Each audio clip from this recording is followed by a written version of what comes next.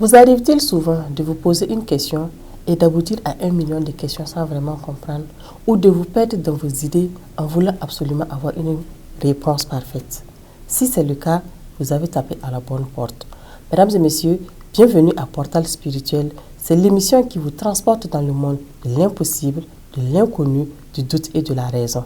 Aujourd'hui, le sujet sur la table, c'est la loi de l'équilibre. On en parle avec Aaron-Claude Lumière. Il est métaphysicien et anthropologue. Merci d'avoir accepté notre invitation. Oui, merci. Bonjour. Bonjour. Bonjour à nos téléspirituels qui nous suivent en ce moment même. On entend tous les jours le mot équilibre, équilibre par-ci, équilibre par-là. Mais avant de développer entièrement le thème, c'est quoi l'équilibre? L'équilibre, il faut dire que nous ne pouvons pas parler de l'équilibre sans faire appel à l'ordre cosmique et à l'harmonie cosmique. Qu'est-ce que l'ordre? L'ordre d'une chose est le principe premier par lequel cette chose existe en tant qu'élément unique du tout, possédant une fonction et une nature qui lui est propre. Pour aborder cette chose, son principe premier ou son ordre ne doit pas être méprisé. Au contraire, son ordre doit être pris en compte et être intégré dans un rapport d'équilibre et ensuite d'harmonie. Ce qui nous permettra de dire que l'équilibre est cette énergie qui permet à toutes les choses qui existent, à toutes les forces qui existent, d'occuper leur position initiale et d'interagir entre elles dans une musicalité que nous allons appeler l'harmonie. Vous avez parlé de l'équilibre qui est lié à la loi de l'équilibre. À présent, qu'est-ce que la loi de l'équilibre? La loi de l'équilibre, c'est encore l'équilibre. Si je vais vous expliquer, ce qui veut dire que si nous prenons tout ce qui existe au sein de l'englobement, à savoir les plantes, et les personnes, les animaux, chaque chose qui existe possède un ordre naturel. Tout ce qui fait que cette chose est dans son individualité unique et différent des autres choses, c'est ça que nous appelons son ordre naturel. Quand on parle de loi, il y a automatiquement des règles ou des normes qu'il faut strictement respecter.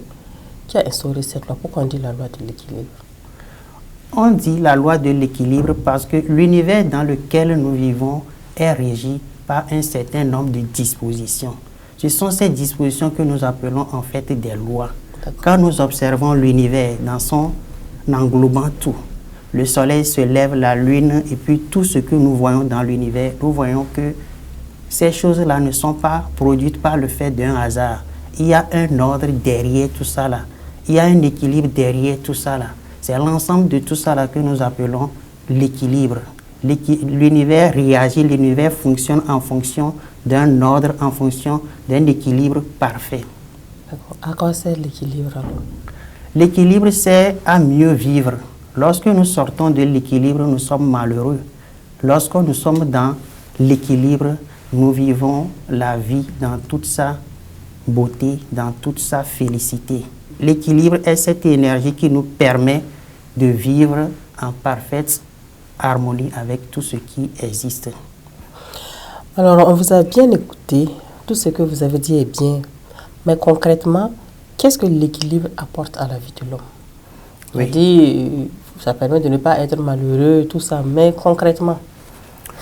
Prenons un exemple pour bien élucider votre question. Quand le mari d'une femme décède, par exemple, la femme, excusez, c'est un exemple pour expliquer ce que nous sommes en train de développer. La femme perd son homme et voilà qu'à un moment donné, elle cherche désespérément à se mettre en couple sans succès. Elle trouve un homme, c'est la tromperie, c'est le mensonge, ça ne tient pas. Même si l'homme a les moyens pour pouvoir s'occuper de cette dernière, ça n'aboutit pas. Qu'est-ce qui se passe? Il se passe au niveau énergétique. Du moment où nous disons que les morts ne sont pas morts, c'est au niveau de l'énergie toujours. Parce qu'une personne qui est décédée se trouve en fait dans une dimension spirituelle où il fonctionne avec l'esprit. Il est maintenant esprit. Donc, la personne continue de nouer la relation avec sa femme. Pourquoi? Parce que le lien n'a pas été coupé. Il faut couper le lien. Il faut réactualiser l'énergie qui était entre les deux comme énergie de mariage. Si cela n'est pas coupé, la femme va vivre des blocages. Il en va même jusqu'à ce que le mort là continue à pourrir la vie de toutes les personnes qui vont chercher à nouer une relation avec cette dernière. Et du coup, les personnes ne comprennent pas qu'il faut aller déterrer ou bien réinitialiser ou bien ramener l'ancienne énergie qui se trouve bloquée dans l'ancienne relation. L'autre exemple que je peux donner pour vous laisser continuer votre question est que lorsque je paye par exemple un portable de deuxième main, quelqu'un l'a utilisé avant moi, il y avait des données de cette personne dans le portable. Avant que moi, je n'utilise ce portable par exemple pour pouvoir faire mes business ou bien pour pouvoir nouer mes nouvelles relations, il doit falloir que je supprime les données de l'ancienne personne. Il doit falloir que je réinitialise le portable. Si je ne le fais pas, l'ancienne énergie de l'autre personne se trouve dans le portable et va continuer par influencer mes relations, influencer les données. Du coup, mes transactions ne seront pas fluides avec le portable. Donc, ce qu'il faut faire, c'est de réinitialiser l'énergie, c'est de ramener l'autre énergie à sa source pour pouvoir disposer d'une fluidité dans mes données de communication. Je voulais poser la question à savoir comment on peut apporter l'équilibre ou comment on peut combler ce vide-là. Il y a plusieurs manières de combler ce vide. Si nous prenons par exemple ce que nous venons de dire, par exemple la vie de couple et quelqu'un qui s'est séparé de l'autre et du coup, elle n'arrive plus à rester en couple avec une autre personne. Ce qu'il faut faire à ce niveau, c'est de faire une purification, ce que nous appelons une purification, pour pouvoir retourner les choses à leur place. Dans le domaine du salaire, par exemple, pour pouvoir apporter l'équilibre dans notre salaire, qu'est-ce qu'il faut faire? L'Église l'a instauré, ou bien c'est une loi de la nature, hein, parce que dans nos traditions, nous remarquons que nos parents, une fois que les récoltes étaient faites, ils prenaient toujours une partie pour aller semer encore à nouveau ou bien réoffrir à la nature. Ça, c'est la dîme, par exemple. Donc, il faut donner la dîme pour pouvoir purifier, en fait, instaurer, en fait, l'équilibre dans son salaire.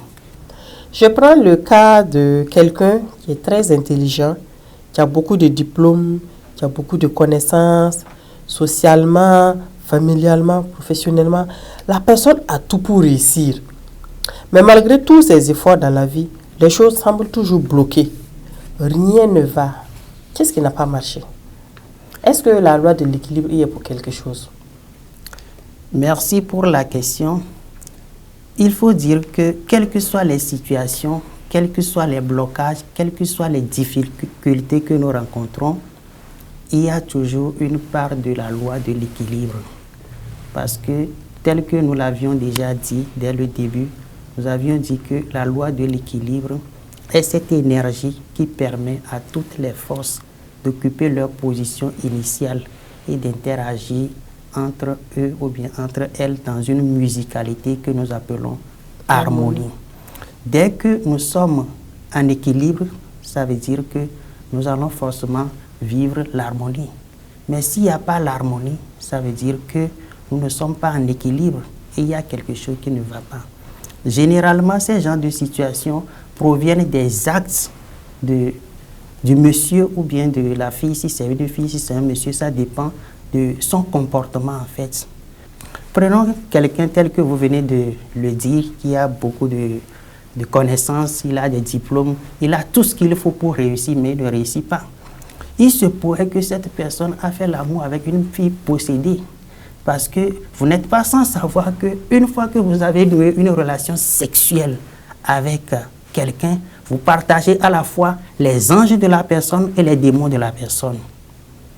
Donc si la fille est possédée, la fille est devenue comme une banque des entités négatives et du coup vous avez beaucoup d'énergie positive et que vous êtes rentré en relation avec cette dernière, il se pourrait que c'est vous qui serez le perdant. Et avant de ramener encore votre énergie à ce niveau, c'est un peu difficile. C'est pour cela que le choix du partenaire sexuel est très important. Et la purification du partenaire est très importante. Donc du coup, cette personne qui ne réussit pas doit premièrement chercher quel est son niveau énergétique. Premièrement, quel est au niveau énergétique, parce que tout ce qui existe possède une énergie. Ce que vous arrivez à apporter dans votre vie dépend de votre énergie spirituelle. Les choses qui réussissent dans notre vie réussissent en fonction de notre énergie sexuelle. Donc, il faut que cette personne arrive à voir quel est son niveau spirituel, quelle est son énergie spirituelle, où se trouve son énergie pour que les choses ne marchent pas. Quelle est la relation entre lui et ses ancêtres? Quel est, de façon globale, son alignement au sein de l'univers? Quelqu'un qui prend tout son temps à nuire aux autres, vous pensez que cette personne va avoir facilement la chance, même s'il arrive à avoir la chance à un moment donné, du moment où il continue de déséquilibre en déséquilibre, il finira toujours par succomber. Parce qu'il ne pourra pas être toujours plus supérieur à l'univers. Nous sommes toujours dans l'utérus de l'univers. Il ne faut pas aussi oublier la procrastination. Beaucoup de gens en souffrent, hein. C'est-à-dire que malgré leur bonne volonté, ils n'arrivent pas à prendre des décisions fermes et de poser un certain nombre d'actes. Ils remettent toujours à demain ce qu'ils doivent faire ou ce qu'ils peuvent faire, et ça a pour conséquence le fait que rien n'avance. Ça aussi, c'est la loi de l'équilibre qui est responsable de ça. Oui, ce qu'il faut dire à ce niveau est que il faut que chaque individu arrive à se décider. Avant de se décider, il faut toujours avoir une connaissance. C'est la connaissance qui serait un peu comme cette certitude, cette garantie. Une sorte de confiance. De confiance qui vous pousse à aller de l'avant. Mais quand vous n'avez pas la connaissance et que vous avez peut-être quelques débris d'informations et sur ça vous voulez évoluer, il se pourrait qu'à un moment donné vous doutez de vous. Et c'est ça qui fait que ce que vous devez faire, vous n'arriverez pas à le faire. Ou dans la famille, il y a des entités, il y a des forces. Et aujourd'hui, quand on lance ces forces contre vous, malgré que vous avez une bonne volonté à faire la chose, vous avez la passivité, vous n'avez plus la motivation. C'est un peu comme vous sentez en vous un certain découragement. Vous n'êtes plus motivé pour faire la chose. C'est comme du poids. C'est un poids. C'est un poids en fait, parce que quand on projette sur vous ces entités-là, ces entités viennent dans le but de vous freiner, de vous bloquer, de vous empêcher à atteindre votre objectif. Alors comment il faut résoudre ces genres de problèmes, les blocages comme vous le dites? Pour régler ces situations, il faut peut-être, ce que je peux encore répéter, la connaissance. Parce que si nous ne faisons que prendre un peu de gauche à droite un certain nombre de rituels pour régler la situation, ça veut dire peut-être que nous sommes en train de couper la situation. Nous ne sommes pas en train de régler la situation à fond. Or, ce qui nous arrive, c'est le manque de connaissances en fait. Mais néanmoins, nous pouvons quand même apporter quelques approches de solutions pour pouvoir régler la situation. Est-ce que vous avez autre chose à ajouter pour votre mot de fin? Merci beaucoup pour tous ceux qui nous ont suivis du début jusqu'à la fin.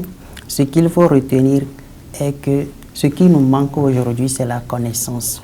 Et dans la loi de l'équilibre que nous venons d'aborder, il faut dire que ce n'est qu'une partie que nous avons abordée. Mais retenez que ce qui compte, ce n'est pas la recherche de l'équilibre, mais c'est la recherche constante de l'équilibre. Il ne faut pas dire qu'aujourd'hui j'ai recherché l'équilibre et que demain, il ne faut pas que je continue pas à rechercher l'équilibre. Parce que notre vie, chaque jour que la vie se déroule dans son mouvement, il y a toujours des actions que nous posons. Et que de ces actions découlent des situations de déséquilibre, des situations d'équilibre, et qu'il faut rechercher constamment l'équilibre. Ainsi s'achève cette émission. Je rappelle que notre invité est Aaron Claude Lumière. Il est métaphysicien et anthropologue. Avec lui, nous avons parlé de la loi de l'équilibre. Merci pour toutes ces précisions. Merci à tous ceux qui nous ont suivis du début jusqu'à la fin. Portez-vous bien, que les bénédictions soient. À vous Chers téléspectateurs et téléspectatrices, nous sommes heureux de vous savoir prochainement câblés sur cette même chaîne pour la suite de notre émission. Portez-vous bien et à bientôt.